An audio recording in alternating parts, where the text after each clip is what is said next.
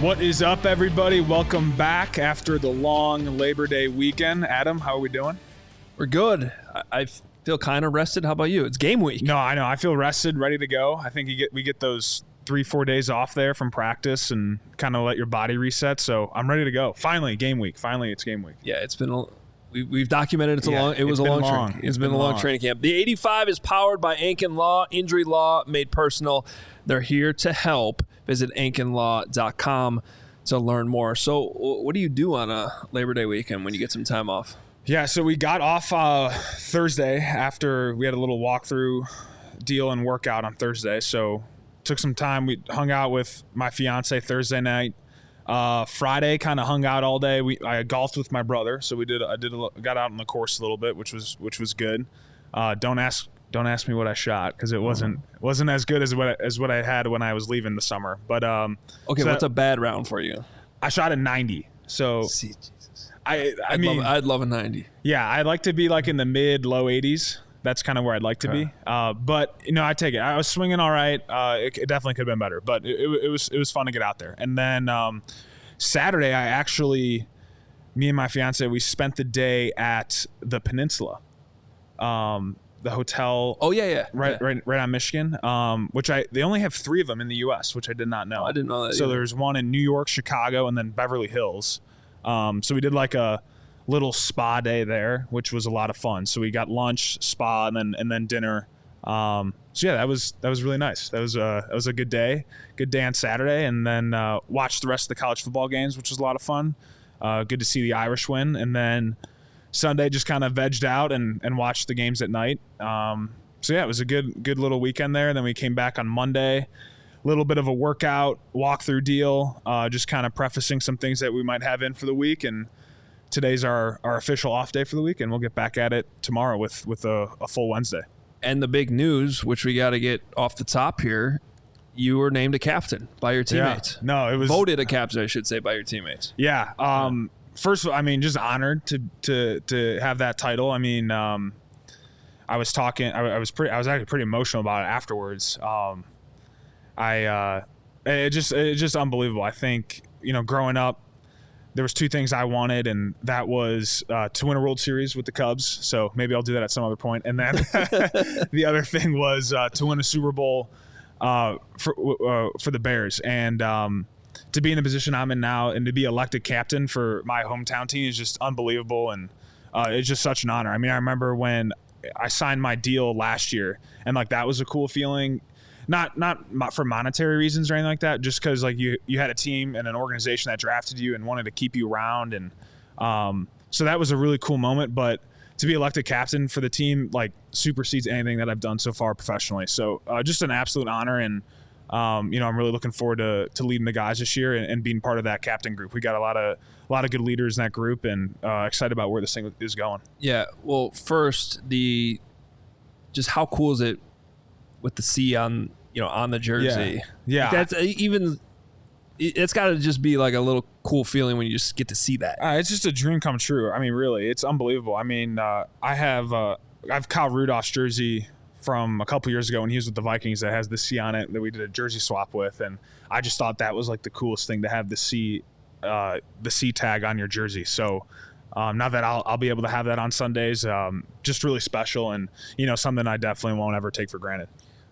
I guess it's a good problem to have, but even though 8 guys got named captains, and that is a lot of captains, yeah, you still had some fans yesterday when this got announced being I don't know how Montez Sweat's not a captain. You know what I mean? Well, I think that just speaks to the amount of leaders that you guys do have in that locker room. Yeah. That you could have that many captains and still feel like some other guys were left out. Yeah, we got a lot of different leaders throughout the locker room, whether they're captains or not, and a guy like Montez is a leader in his own right, and I think that's a big credit to Ryan for bringing in those type of people that.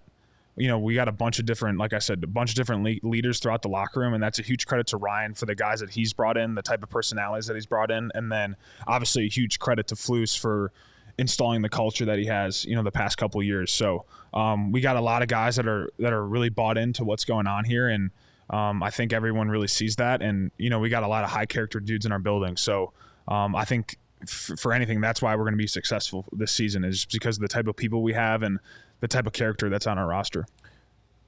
What did you always feel like it was a foregone conclusion that Caleb would be voted a captain, or was that something that kind of evolved that you felt like he? Well, coming in, like, you don't think a rookie is ever going to be a captain off the rip.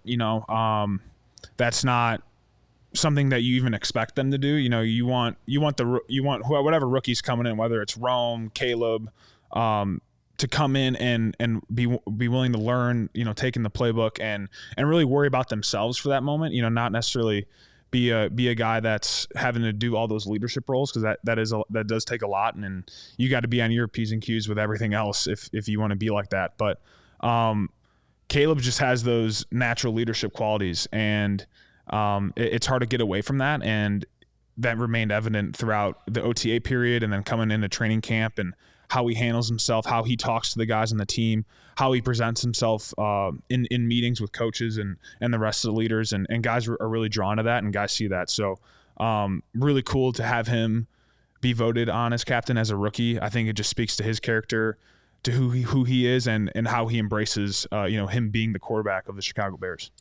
Well, another captain, Marcedes Lewis. Yes. So you got 2 tight ends. I don't know how many teams have 2 tight ends as captains. Yeah, I don't think I do any. I don't know. It's pretty cool. We'd have to do some deep research to figure out like the last time that's happened, but that's got to be a pretty rare thing. Yeah, pretty rare thing. I mean, Marcedes is a pretty rare person. Anybody that gets to talk to him, I'm sure when you listen into the interview, you realize like what type of guy he is.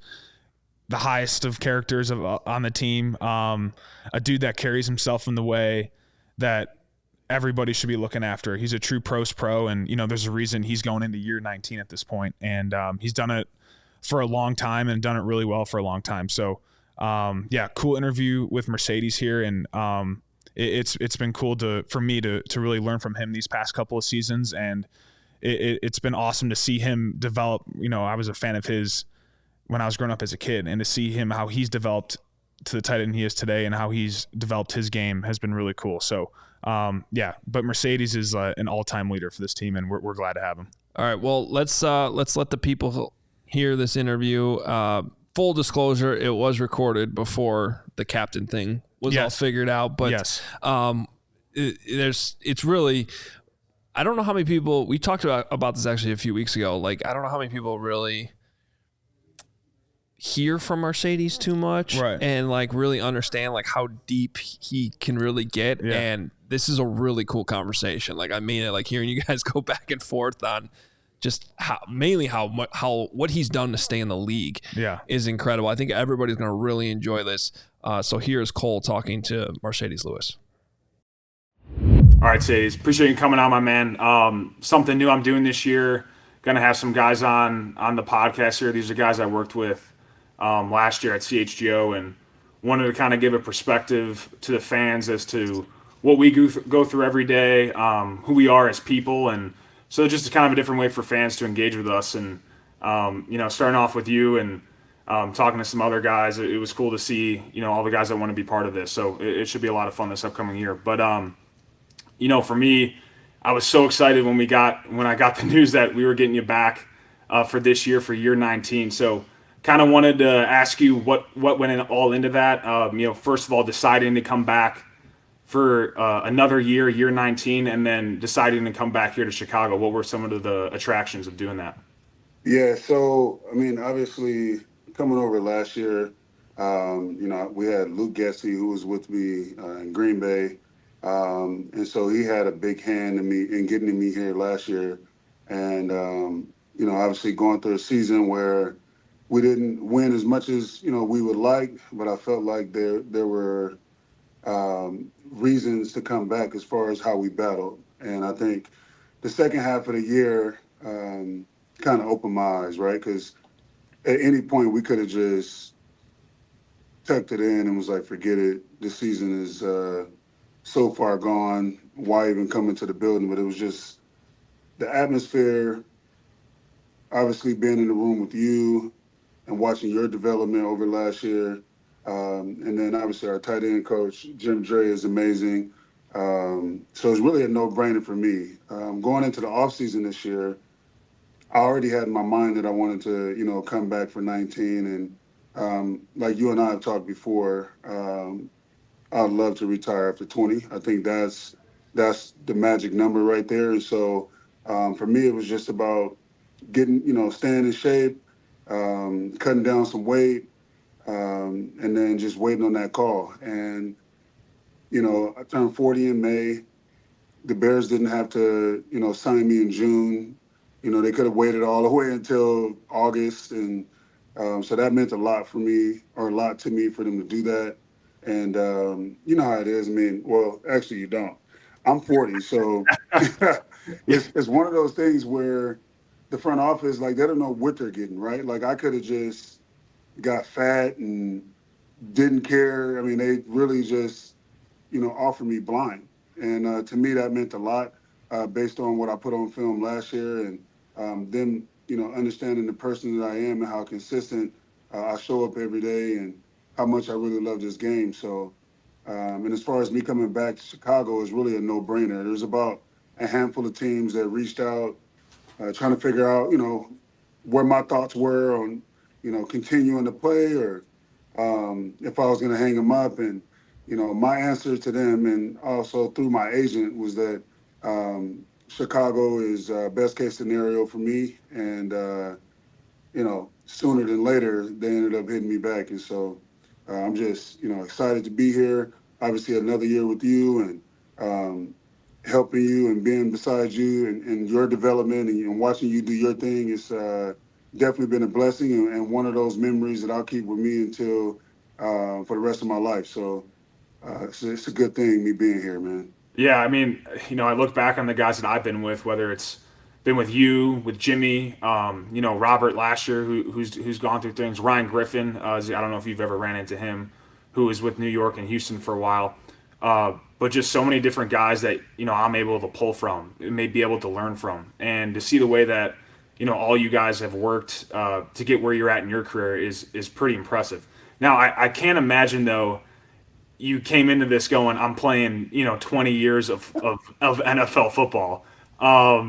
So how did that all really like transpire? I know, and we laugh about this and talk about this, but you were my brother and I. You were our first NFL jersey card, Marcedes Lewis rookie card. Yeah, I got to get that on at some point to show. I got to bring it to show you at some point. But it's crazy to see. Like, I remember how young I was when I got that, and now I'm in a room with you, learning all these things from you, and to see your development as a tight end has been pretty crazy too. And I think is the reason why you played so long. When did you notice, okay, I got to change my game a little bit here? Not as, obviously, I don't think you'll take any offense to this, but now not as a receiving threat into a full-on, true Y blocker, and I would argue better than some tackles in the NFL. So when did you know you had to evolve from that, from being just that pass catcher into the blocker, and then how did that go into actually developing into that? Yeah, no, that's a good question. I think so. My last year in Jacksonville, it was my 12th season in 2017. And even coming off my final year in Jacksonville, I still was averaging over 12 yards a catch. I had 5 touchdowns, just under 500 yards. Like, I was still doing my thing. But then Jacksonville released me, and I found out on ESPN, which was really crazy. That's wild.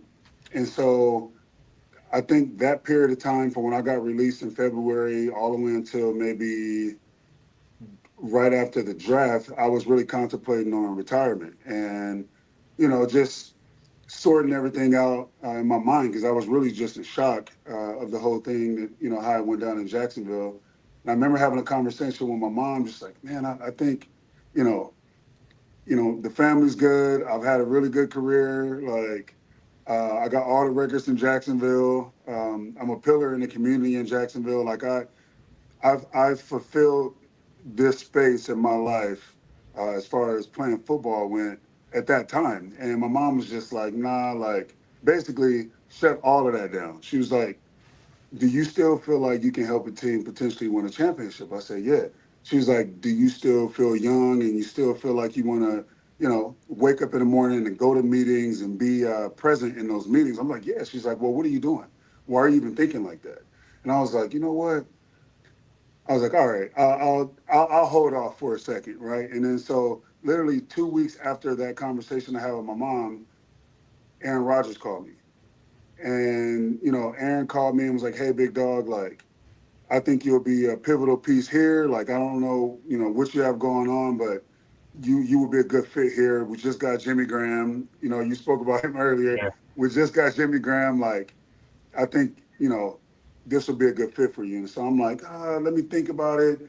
And obviously I'm like, man, I just played 12 years in Jacksonville. It's 98 degrees daily and humid, right? So to go from that then over to Green Bay where it's freezing cold, this would have been my first experience, like actually like living in that and playing in that, right? A-Rod hit me about 2 or 3 more times. Long story short, I was on a 6 a.m. flight to Green Bay like later that week, and the rest was history. I think my time there kind of helped me gain my love for the game back and kind of put the Jacksonville era kind of like out of my mind, out of sight, out of mind.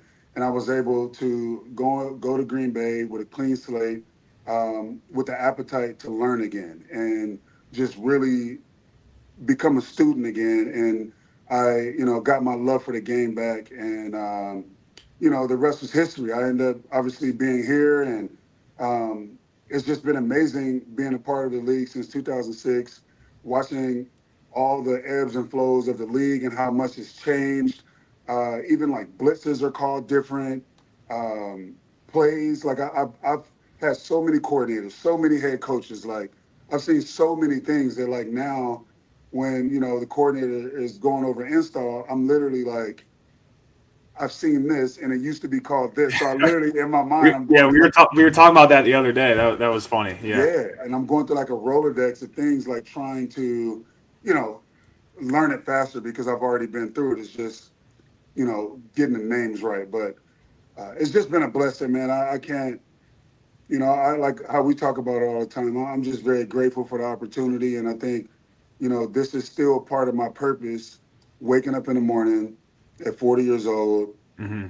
being able to still play at a high level. At some point, I'm not going to be able to do this. It's just not now. So, you Yeah. know, Well, it's impressive that you're still able to do it the way you do it now at 40, and it's pretty impressive, and it's cool that I think that we have the relationship that we have despite our years of difference, and yeah, I definitely look at you like as an older brother of some sorts where no doubt. I can Same. lean on, and yeah, it's been really cool. So, I mean, obviously through the 19 years now you've played, though, you've had to adjust how you go about the off season. I'm sure. I mean, I remember even my first couple years. I was in the weight room right after that season was over, getting ready to go, grinding away, and for me, as a young player, you're always trying to prove yourself, and then at a certain point, you get a little bit more solidified, and you take a step back and maybe evaluate what you need to get done in the offseason, what you need to do, what you don't need to do. So, what are some of those things that maybe I'm getting away with now, or as a a mid 20-year-old that you're not getting away with as you get into your 30s playing football in the off season? Well, I think for one, when I was your age, like I didn't really sleep much. You know what I mean? Like I would go to bed at like 1:30 and be able to wake up and still get after it, whether it was camp days or during the season. Like I could still do that. I think as I got into my latter 20s, it was just more about having a routine, and I think that's where my routine actually started. And I just started building just, a number of modalities of, things that I would have to do in order to be ready and prepared to play a full season. And so at this point in my career now, I don't necessarily touch the field to do field work until the end of May, early July. So from February all the way through May, I've been, training mixed martial arts now for 15 years, and so that's what I kind of lean on to keep me in my best shape as far as like fluid, functional, still strong, but my cardio is through the roof. Like I can still do the things I need to do. And as far as the weight room, it's more so based on how my body feels. So I have a thing where at this point in my career, like I don't squat more than 285. I don't bench press more than 275. It's more so just the reps, and staying functional and making sure that I can run and I can move. And you know, when you set that goal, then it's like, okay, how are we going to achieve that goal? And then you start adding things to your routine or taking things out of your routine. Like, oh, I didn't feel good doing this. I'm not going to be able to sustain this all the way throughout July before camp starts. And obviously, for everybody, it's going to be a little different. I take care of my body twice as much as I work out. Um, I'm actually I'm part of a company in LA, and we have one in Westwood, two in New York, and then we're building one in Boston now. It's called Remedy Place, and the Remedy Place is a social, like a health and wellness social club, members only type deal, where there's cryo, infrared saunas, cold tubs, physical therapists on site, hyperbaric chambers, medical grade compression boots. And so literally 5 days to 6 days a week in between my training, before I go home at the end of the night, like sometimes I'm in there 2 days or 2 times a day, right? So you're doing all the modalities. Like you're Yeah, doing everything, everything in the off season. Yeah. everything. And then that way, and to be clear, like my in season, how I prepare and take care of my body, it doesn't even change in the off season. It's all the same. My body doesn't go through shock, being like, okay, I'm here during the season and I'm able to have all of this stuff and I can take care of my body. And then after the season, I just drop off. Like I can't afford to do that, and I realized that 10 years ago. And Yeah. so, And then um, what's like some of the nutrition stuff? Like, do you have any things that you've had to change since the beginning of your career to now? Is nutrition like I know some guys that have no issues with nutrition. They eat whatever they yeah, want and they get in that bod pod, they're 6% body fat all the time, which is man, nuts. I really wish that my genetics were that way. Um, I would say no processed foods, no fried foods, and I try not to eat past 7:30 during the season. And so by the time I'm done eating and I get in bed and wake up in the morning, I have at least 10 to 12 hours of just like full just resetting my system. And so I do that during the season and I do that also in the off season. And you know, this year or this past off season, like I told you when I came back, I was able to drop off 15 pounds of fat, just Yeah. unwanted fat that I don't necessarily need Hmm. because I was snacking, right? Right. Snacking all the time at night. And I'm just like, yo, I'm not going to be able to do what I want to do this upcoming season if I continue that. And Yeah. so, I think for me, it's just more so being thoughtful as far as my food choices and staying away from the fried foods and processed stuff. I have a nutritionist back at home. It's not crazy strict, but like she's able to give me like little nuggets, and then I just kind of like go and based on what I normally eat and just kind of have it as guidelines. But I try not to go crazy. Nice. Yeah, yeah, yeah. All right, so last thing, just kind of wrap things up here. I mean, so talk about your thoughts on the team so far since being back from the off season and the training camp. Now I know obviously you saw the team from last year. I don't know. It feels like we got a lot of juice right now, and we're all really excited about where this could go. But just some of your thoughts on obviously new OC, new quarterback, some new rookies in. What are your thoughts? What are your outlooks on the team? And what are the kind of the steps you think we got to take here before we get to week one? Yeah, well, I mean, obviously last year definitely wasn't the year we anticipated. But like I said, I left last season being optimistic about potentially being back because of what we were going to be looking forward to. Obviously, having some draft picks early in the draft, and them with the acquisitions that they've made so far, the defense turning up the second half of the year and doing what they've done. And I think now where we sit, nobody has to be Superman. If you just go out there and be your personal best every day, we're going to have a good shot to win every single game we step on the field and play. And it's about just staying focused in those moments and continuing to push each other. I think one of the things that have stood out so far during camp is that yes, we're super talented, but we're competitive as shit, right? And Absolutely. Yeah. like Hmm. that's the difference. And like good teams challenge each other, right? Like practice is harder than games, and that's why obviously it's still early in the year, but in this preseason it hasn't looked like that because we haven't had those type of reps and that type of time on task going against each other. Now we're going against all pros in practice.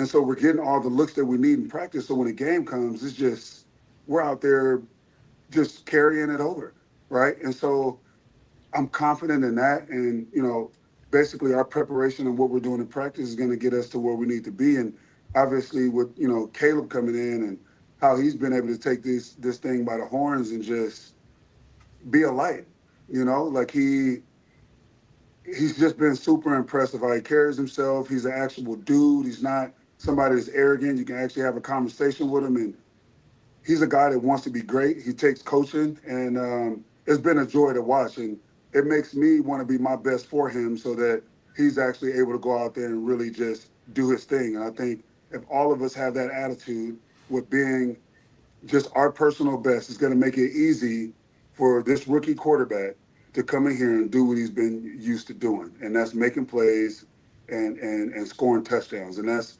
what we're going to be about. And I think as long as we keep that mindset of getting 1% better every day and keep challenging each other, we're going to crescendo and peak at the perfect time. And, obviously, just like you, I'm looking forward to week 1 and actually game planning and tightening up these nuts and bolts and getting after it. Yeah, absolutely. Well, I'm looking forward to it all. We got a lot of work still ahead, but, I appreciate you hopping on, and I'll see you out at this barbecue. No doubt, bro. Appreciate you, brother. All right, man. Appreciate you. All right. Thanks. The 85 with Cole Kmet is sponsored by Ankin Law. Howard Ankin is a third-generation lawyer in Chicago and has built one of the largest injury firms in the state. Howard Ankin is a member of the Illinois State Bar Association, Illinois Trial Lawyers Association, the American Association for Justice in Washington, D.C., and president of the UIC Law Alumni Association. Ankin Law has over 90 attorneys and staff that is based in Chicago with offices right off of Dearborn in the city, and also offices in Rosemont, Schaumburg, and Orland Park. The leading filer of workers' comp and personal injury cases in Illinois, Ankin Law practices auto, truck, and rideshare accidents, slip and fall, premises liability, workers' compensation, medical malpractice, Social Security disability, and wrongful death cases. When it comes to our commercials, the Ankin Law brand has been aligned with Chicago sports for over a decade. We especially like to associate ourselves with Chicago athletes long associated with Chicago or from Chicagoland, such as Ayo Dosunmu, Nicky Lopez, and Chris Chelios, and now, of course, Cole Kmet. With an intake department of 16 people, including 2 attorneys, Ankin Law takes the time to listen to the people who contact us. Even if we don't sign the case, we try to steer the people who contact us in the right direction to get the help they need. After all, Ankin Law is injury law made personal. They're here to help. Visit ankinlaw.com to learn more. And the 85 is also brought to you by Circa Sportsbook. Whether it's pro or college, the app to bet football is Circa Sports Illinois. Circa Sports, it's sports betting the way it should be. Circa Sports Illinois has high betting limits, low holds, and exceptional customer service. Bet on all your favorite teams in every game this season. Spreads, props, futures, or in-game, Circa Sports has it. Fund and bet like a pro from anywhere, anytime in Illinois. Download your new bookie today at circasports.com. Must be 21 or older. Gambling problem, call 1-800-GAMBLER. Awesome. Well, great interview there from Marcedes. I think a lot that anybody can pick up on and apply to their daily lives. But what sticks about Marcedes, and I know we hit on it a little bit earlier, I think there's always 2 things that keep you employed in the NFL is can you block on offense and can you tackle on defense? And if you can do those both at a high level, either one of those at a high level on offense or defense, I think you'll always be able to find a job. And it's been cool to see how Marcedes transitioned his game, who really came out as a receiving tight end, basketball type body, and is now what I think the best blocking tight end in the NFL. So it's cool to see him do it at a high level at, almost 40 years of age now. And it's just been cool to follow his career that way. So definitely a good model and template for kind of how to go about your business in the NFL. I got a fun Marcedes question for you. Yeah. Let's hope this doesn't happen, but it is the NFL, and there was a game last year where you guys ran out of running backs, and Kari Blasingame had to take over at running back. Yeah. If there was ever a time where you unfortunately ran out of offensive tackles, do you think Marcedes Lewis could go play left tackle and you guys could survive the rest of the game? I absolutely think so. I really believe that. And I was like, why didn't you ever slap a 70 on and just start playing tackle? You get paid way more. I mean, I was like, seriously, like, why wouldn't you, like, at some point do that? I know maybe there's some things with, I'm sure the front offices of some places wouldn't be too comfortable with doing that. But, I mean, really, you look at how he sets the point on a lot of our outside runs and the way he's able to hold up in pass pro one-on-one against some of the best pass rushers in the NFL. I mean, he does it just as good as some tackles in this league. So, he definitely could throw a 70 on him and he could play tackle for us. Well, I really enjoyed that conversation. Some fascinating stuff with Marcedes, who I just think is one of the most fascinating players in the league today.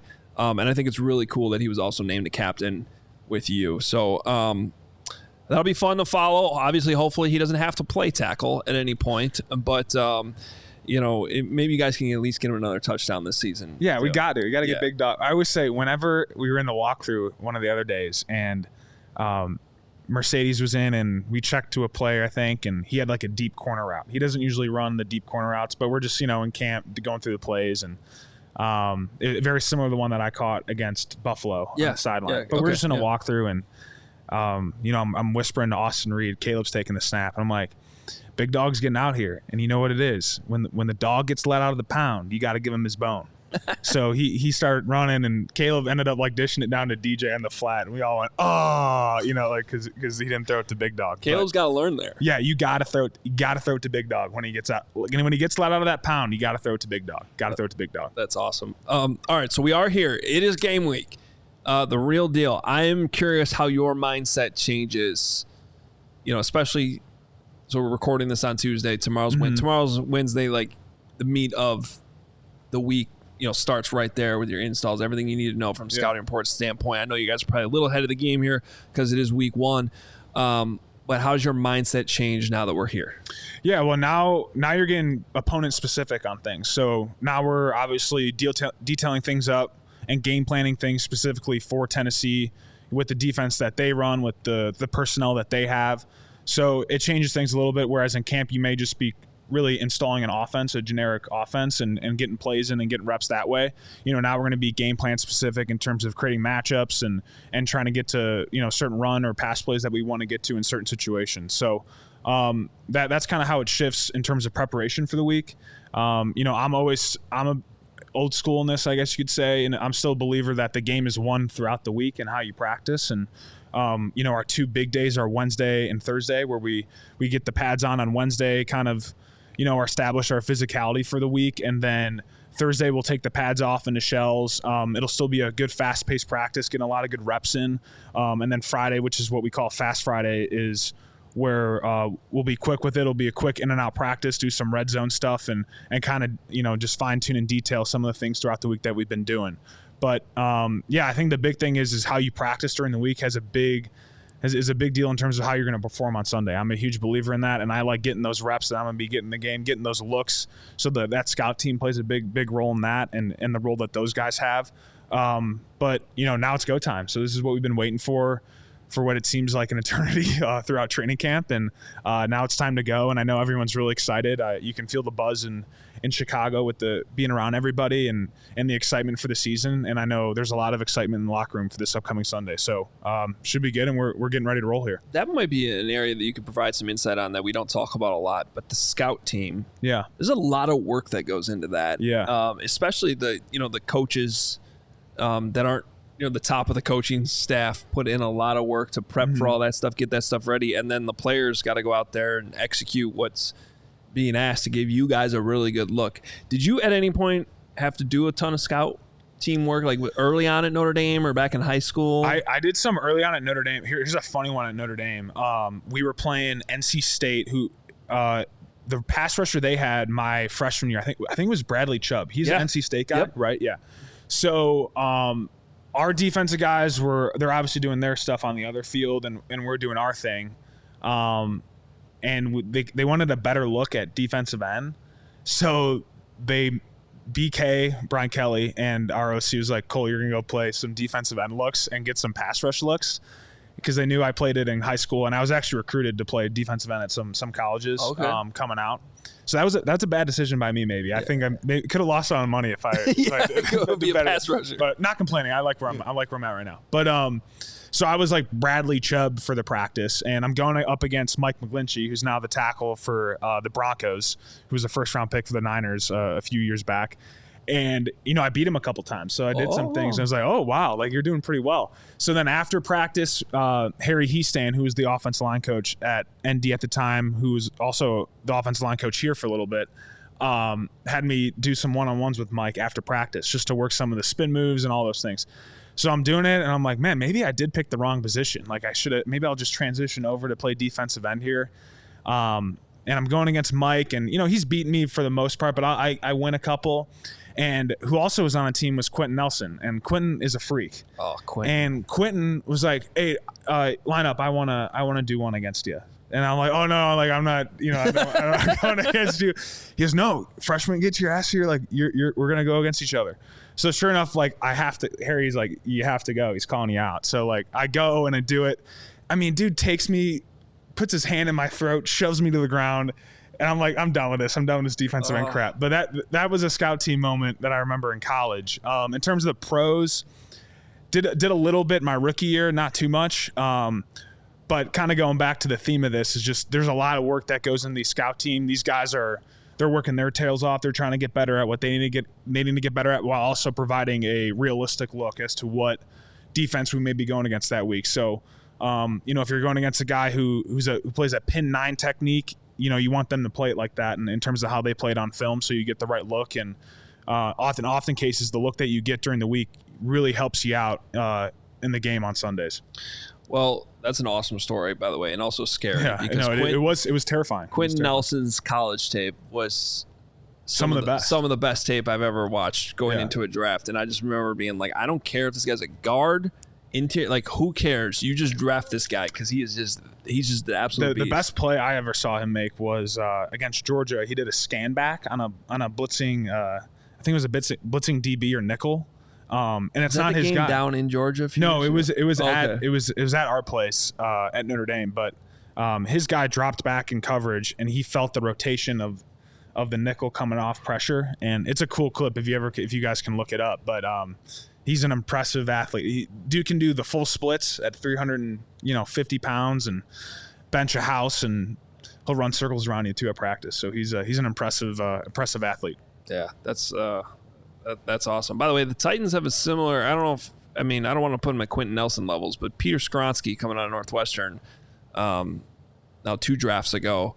He's going to be on the Titans this weekend. Mm-hmm. Obviously, you won't be facing him, but he will be in the game. Let's talk about the Titans a little bit and our keys to the game presented by Circa Sports. Download the Circa Sports Illinois app at circasports.com/Illinois-app. What are the keys this week? What do we got to know about the Titans? I'm going to keep it pretty simple here, and because you want to keep it always about yourself. Obviously, with what they present, they got some good players on their side of the ball, but you want to control the things that you can control. So I think for us, for always offensively, you want to establish that run game and establish that line of scrimmage early. And, I like this thing that Flus has kind of implemented in terms of philosophy-wise offensively as a goal is to end every drive with a kick. So whether that's a field goal, whether that's a punt, whether that's the point after attempt, after a touchdown, you always want to end the drive with a field goal. And I think that just ensures, good football play. That means we're taking care of the football throughout the game. And, we got a really good punter in Torrey now that, if something happens, he can pin those guys, deep in their area. So for us, I think it's about establishing that run and ending every drive with a kick. Defensively, just the exact opposite. You got to stop that run game.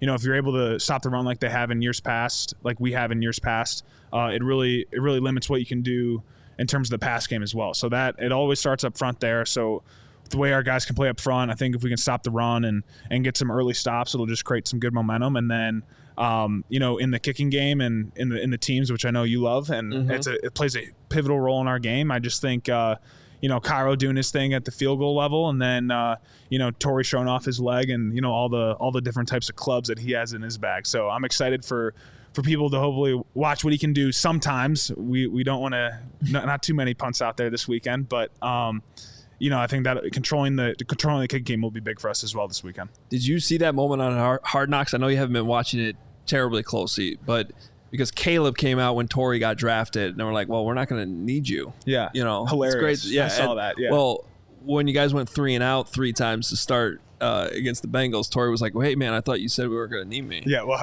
my brother goes, how about your fucking punter going up to the quarterback and telling him, just slighting him during the game. I was like, I love it. I love it. Awesome. I think that's well, hilarious. it's cool just the back and forth because Caleb took it. He knew he did. Yeah. It was a good comeback. It was funny. Months later. Yeah.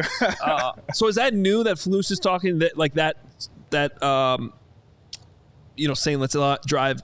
I've heard drive and a kick. Is that a new? That was the first time I've ever heard it. Yeah. Yeah. I just when I heard in the meeting, that really resonated with me. I just thought, oh, that's a good way to look about things. Well, in all seriousness, it makes a lot of sense because, and we had Adam Amin on CHGO Bears on Tuesday, and he was in here, and Adam's calling the game for Fox on Sunday this week, and he brought that up as and I agree with him completely that between your defense and your punter, you guys should be in good shape field position wise when you guys take the field. Most times, like I don't think we're going to be in week 5 and we're going to be like, man, the Bears have had a problem with field position so far this season. Like I'll be very surprised if that's the case. Yeah, I think, and I think that's probably why Flus has brought up that statement in terms of recognize obviously our defense being where it's at and the punter that we have. I think I just think it's a good way to look about it. And look, we're not going to score every single possession this season. So, it's inevitable that we'll have some punts here and there. And it's just important for us to take care of the football and,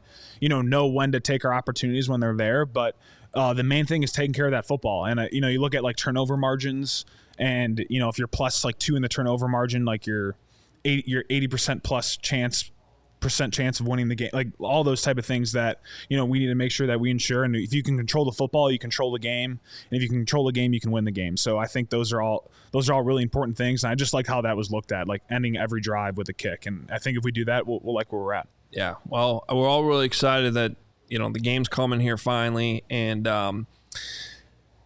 it'll be fun to do a show next week where we can talk about the game. Yeah. So I think we're off to a pretty good start here on the 85 without having any regular season games. So make sure you tune in next week too, because obviously coming off the game, I guess either way it'll be interesting. But ideally there'll be more content to talk about. All right, I do want to end with some fun things though, and one shout out to Notre Dame for getting that big win on Saturday night at Texas A&M. Sounds like you watched the game. And I did, yeah. I watched the game. It was cool to see us go down to an SEC environment and get the win. We kind of struggled with that in years past, kind of getting those difficult road victories there. But, I heard the stadium there was bumping from the guys. Yeah, that's a tough place to play. 102,000, something like that? Yeah. It's crazy. So, that's such a cool atmosphere, cool home opener. There's some other good games to watch. I was bummed to see USC pull that one out. I would say USC is my most hated team. From beating Notre Dame. Yes. Yeah. And do you still root for Brian Kelly? I do. Okay. I do. I know he gets a little bit of a riff here and there publicly at times, but he's a guy that's always had my back, and I respect how he operates a college program, and you can see that with the people that he hires and the way that all of his teams have played throughout the course of his career. He's been successful everywhere he's been at, and I know they've dropped the home openers here the past couple of years, but I think he's been doing well at LSU, and I'm a big fan of BK's, and definitely rooting him on. Well, sorry to tell you this, but USC was my lock of the week. Really? Yeah. Well, with the point spread, they were getting 4 points. So with the points, so they were getting 4 points, and I thought they were going to win outright. They looked that I was telling Caleb, like that USC team looked more physical than I've ever seen them play ever before. Well, it would have been nice if Caleb had that defense last year. That's what he was saying. He said we would win a natty for sure. I was like, okay, yeah. Probably would have. He had to score like 40 points every single game. Yeah, I guess like his 2 losses, his Heisman year or whatever it was, like they gave up like 30-something plus points. So hard to win a game like that for sure. No, that defense looked a lot better. And if it makes you feel any better, Notre Dame was one of my other picks of the week. So okay, cool. Yeah. And then what I didn't know watching the game the other night, I didn't know Bill O'Brien was the head coach for Boston College. I didn't know that either. I was like, I watched parts of that game last night and I didn't even know it was like the second quarter. I'm like, is that Bill O'Brien? That's crazy. They looked really well coached though. To give him credit, like they look good. And I'm not a BC fan. Well, he did a phenomenal job at Penn State after everything that happened there with Joe Paterno. Well, yeah, I mean, that program. He was kind of the first guy to turn that thing around once all those scandals finally. I mean, I don't know. I still have my own feelings about Penn State and all that. Sure. So I don't know how they view him there, but I hope that he is like viewed as like a savior. Because that, as good of a program as Penn State is, that could have gone so far south so fast, like death penalty even, we're talking. And Bill O'Brien did an amazing job keeping that thing afloat. Yeah. Yeah, he's a good coach. Yeah. He's definitely a good coach. This next question I have is more of like a fan-driven question because I know those of us in the media get it all the time, especially this time of year when you have final cutdowns and guys end up switching teams and they end up somewhere else.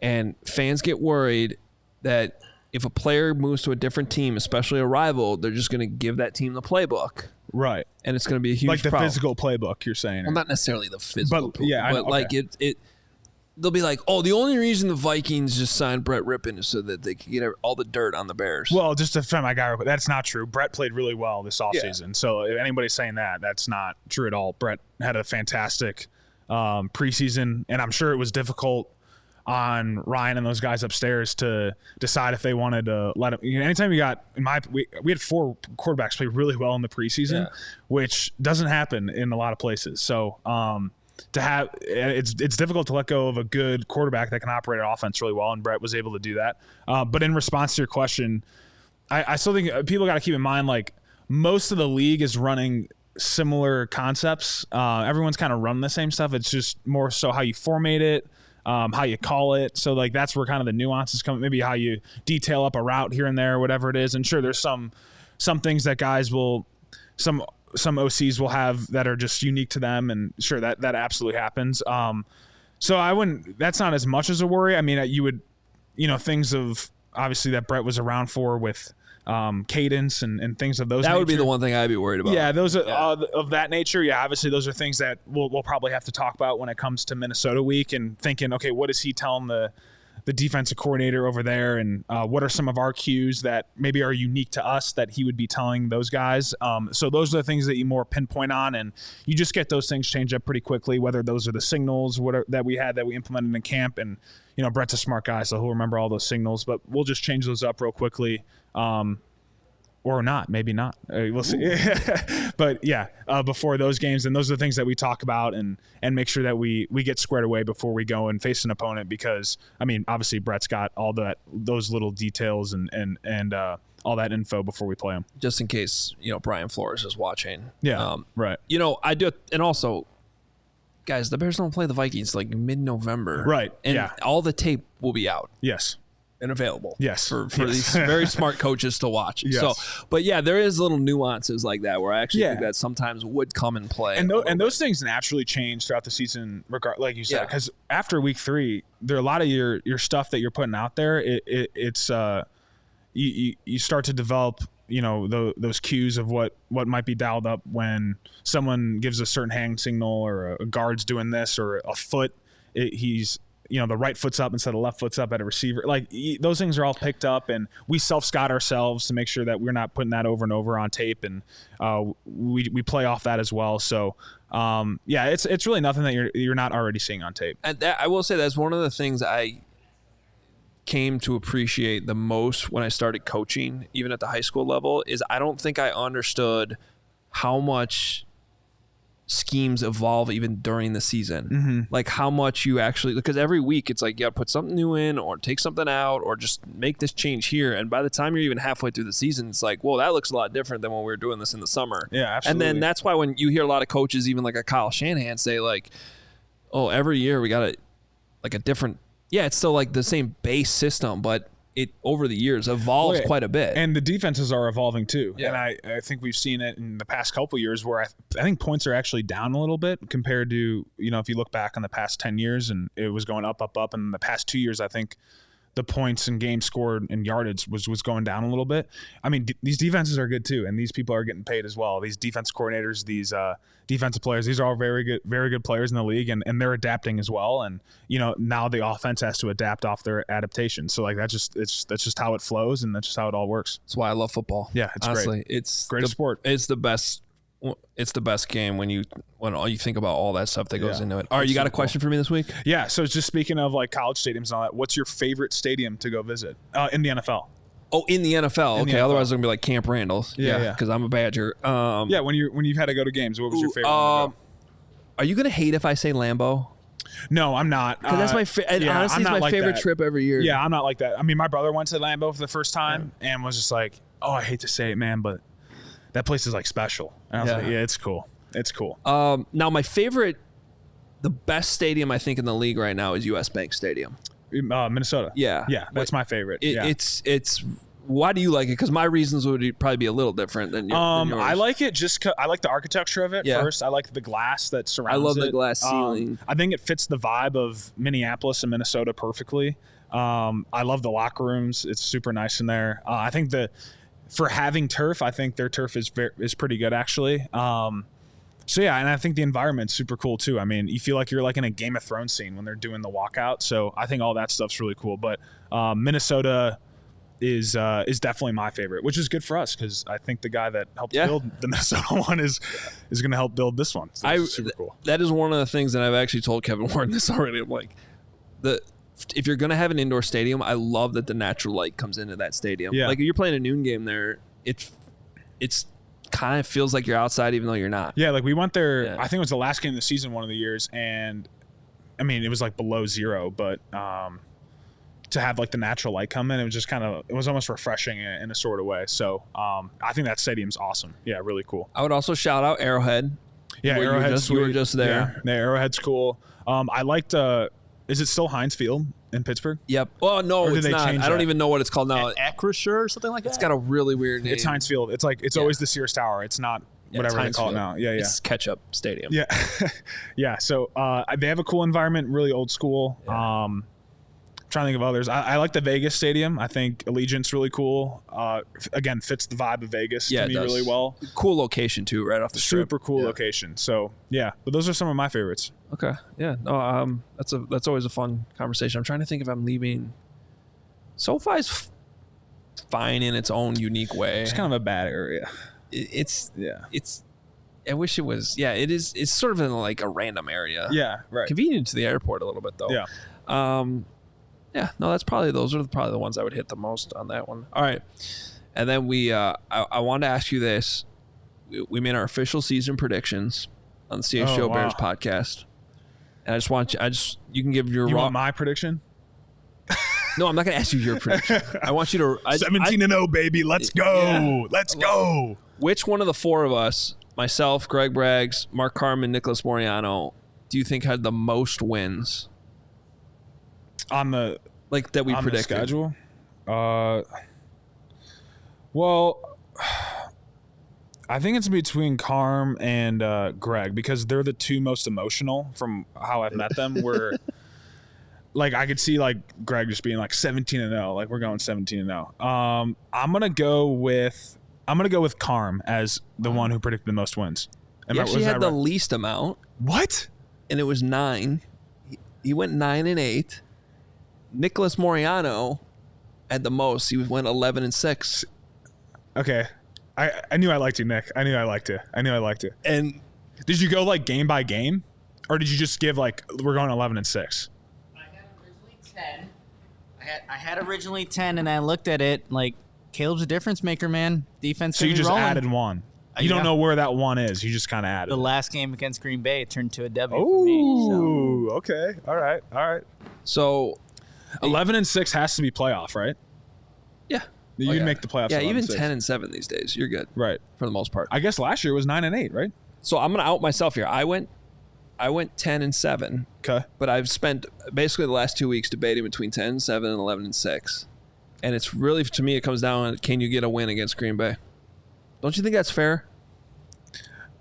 Yeah, I don't know. I'm putting it. I mean, what? Is that fair? I don't know. I mean, I mean, yeah, I don't know. I don't know what to tell you. Okay, we're going fine. 17-0. That's my goal. I like that. This is stuff we're going 1-0 this week. 1-0 this week. 1-0 this week. That's what all matters. That matters. Yeah, 1-0. I like that. Okay, 1-0. That's fair enough. All right. Well, this has been fun so far these last few weeks. Yeah, no, I've had a blast. This has been great. And we had a game this week. You got a game. We got a game to watch, and we'll have an opportunity to talk about it. Yeah, it'll be good. Yeah, so this is the 4th one we've done here, and I can't believe we've done 4 of these without actually playing a real game, which is kind of funny. So, yeah, we should have some good stuff to talk about the next week. But, again, appreciate you guys listening, and I've been having fun with this so far. So I appreciate all the views, and I know the guys have been coming out and been really enjoying it. So appreciate you guys, and we'll see you next week after the game. And the 85 is powered by Ankin Law. Injury law made personal. They're here to help. Visit ankinlaw.com to learn more.